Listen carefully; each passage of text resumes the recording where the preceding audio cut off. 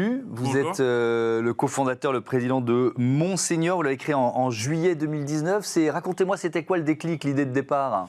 En fait, l'idée de départ est assez simple. On est deux trentenaires qui souhaitent en fait s'investir dans le champ du bien vieillir.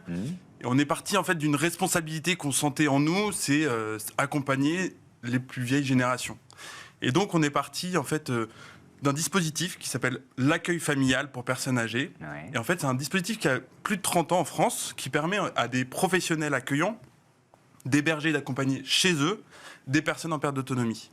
Et on s'est dit, mais pourquoi ce dispositif n'est pas plus développé? Parce qu'il nous paraissait vraiment un dispositif assez merveilleux. Et on s'est rendu compte qu'il y avait de nombreux freins. Et donc, on a créé la structure Monseigneur à ce moment-là pour venir lever les freins et développer une solution de prise en charge de personnes Alors, en autonomie. justement, quel service vous proposez? Comment ça marche? Alors, en fait, Monseigneur est une solution de prise en charge assez simple qui repose sur 3 piliers majeurs. D'abord, l'accueillant, le professionnel accueillant, qui est un professionnel de santé agréé par le conseil départemental. Et donc, son métier, c'est d'héberger et d'accompagner ces personnes à son domicile. Ensuite, les personnes accueillies sont soit des personnes âgées, soit des personnes en situation de handicap, qui peuvent être plus ou moins autonomes.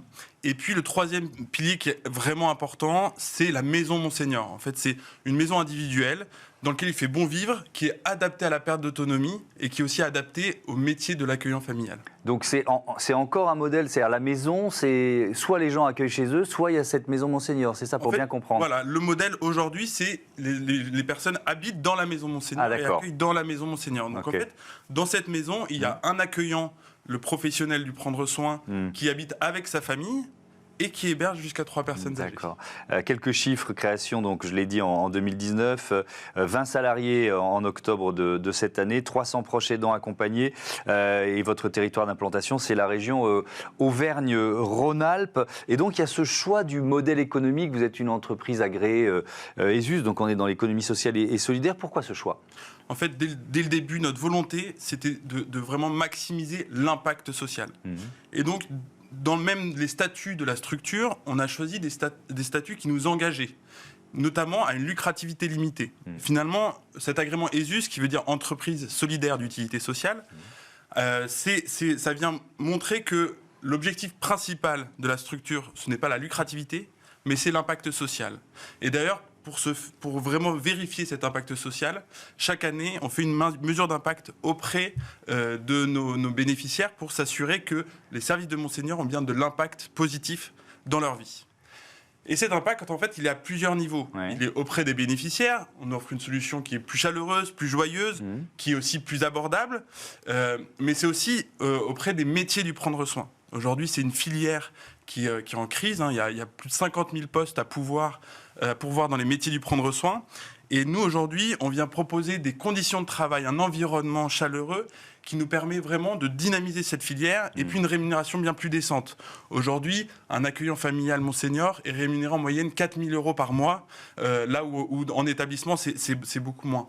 Donc on vient leur apporter ces conditions de travail. Ça veut dire que vous avez moins de difficultés de recrutement que les autres professionnels de ce secteur? Exactement. Par ce cadre de travail, par cette rémunération, en fait, là, pour vous donner quelques chiffres, sur les premières maisons Monseigneur qui vont sortir dans l'Ain, pour chaque maison, on a eu plus de 50 candidatures pour intégrer une maison. Donc aujourd'hui, on a vraiment des profils de personnes plutôt jeunes qui ont vraiment cette vocation de se mettre au service des fragilités, qui veulent avoir un métier qui a du sens, où l'humain est au cœur de tout ça, et en plus, ils veulent habiter dans ces maisons qui sont au cœur de la ruralité, mais en même temps au cœur des villages. Ouais. Et on parlait d'impact, il y a un autre impact aussi important, c'est la revitalisation des territoires. Les maisons Monseigneur sont construites au sein de hameaux, de 3 maisons Monseigneur autour d'un jardin partagé qui sont au cœur des villages. Parce que c'est là où il y a beaucoup de personnes âgées qui ont des difficultés pour trouver des solutions.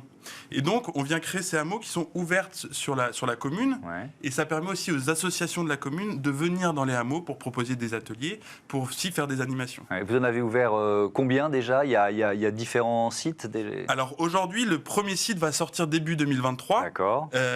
Et en 2023, à la fin de l'année, on aura livré 25 maisons Monseigneur. Toujours dans cet environnement très rural. Exactement. Toujours implanté au cœur des villages, toujours à proximité en fait de centres de villages, voilà, pour redynamiser ces territoires. Est-ce que c'était effectivement des parts du territoire français qui passaient un peu sous les radars du secteur de la prise en charge et de l'autonomie ? Effectivement, aujourd'hui, une personne âgée qui habite dans un territoire plutôt rural va devoir trouver une solution plutôt à 50 km de chez lui. La philosophie de Monseigneur, c'est de créer un maillage territorial pour que demain, une personne âgée puisse vieillir soit dans son village, soit dans le village juste à côté, dans une maison Monseigneur, et pouvoir continuer à aller à la boulangerie où il est toujours allé. Et comme ça ne déracine pas. Ouais. Est-ce que vous avez des aides des collectivités locales ? Alors, des mairies rurales, petits villages, c'est peut-être un peu compliqué, mais éventuellement au niveau départemental ou des communautés de communes, par exemple. Alors, en fait, au niveau des communes, on a un vrai soutien parce qu'on vient créer des places d'hébergement pour les personnes âgées de la commune. Oui, mais les petits villages n'ont pas un budget faramineux. Donc, Non, aujourd'hui, nous, on a créé un modèle justement qui ne s'appuie pas sur des finances publiques. D'accord.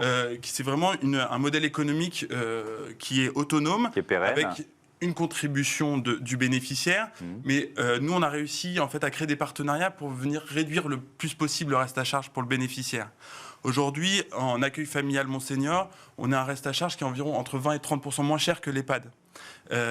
Et ça, on le fait grâce notamment aux groupes de protection sociale type Malakoff, Humanis, Clésia, qui sont des organismes qui souhaitent vraiment investir en faveur du bien vieillir. Pour les accueillants, vous nous dites donc c'est une famille qui s'installe dans la maison Monseigneur. Ils sont rémunérés, comment c'est leur métier Exactement. En fait, le métier d'accueillant familial est un métier très, très encadré. C'est vraiment un cadre juridique très précis où en fait c'est un professionnel indépendant. Et c'est vraiment son métier, c'est de faire cet hébergement et cet accompagnement. Lui, il est rémunéré par la personne accueillie et donc il a une rémunération, mais il a aussi des charges en face parce qu'il va s'occuper aussi des repas, il va s'occuper de l'entretien du linge.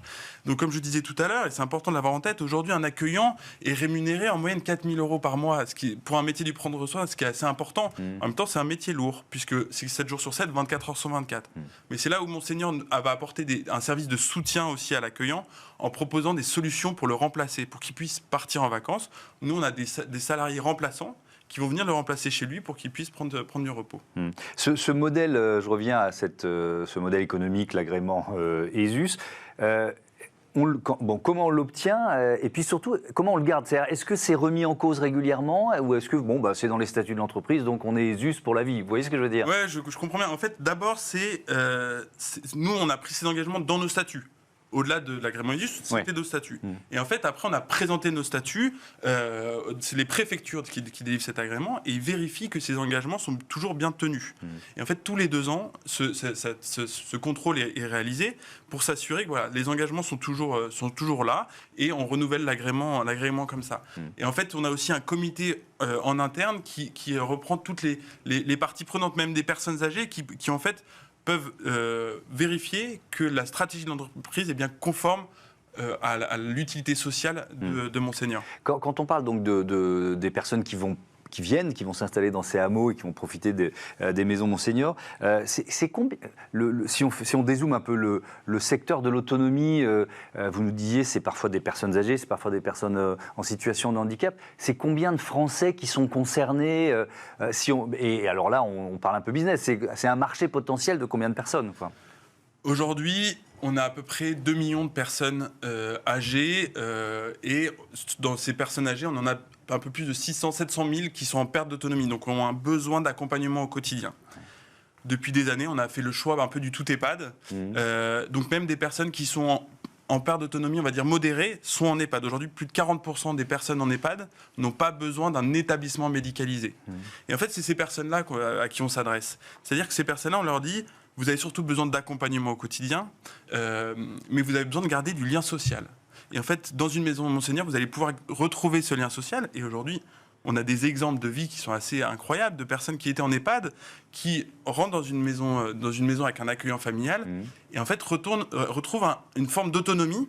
Pourquoi ? Parce qu'ils retrouvent du lien social et puis ils retrouvent une utilité au quotidien. C'est-à-dire que l'accueillant l'attend pour partager les repas, pour préparer les repas, pour aller se balader. Il y a une vraie interaction, une vraie utilité au quotidien.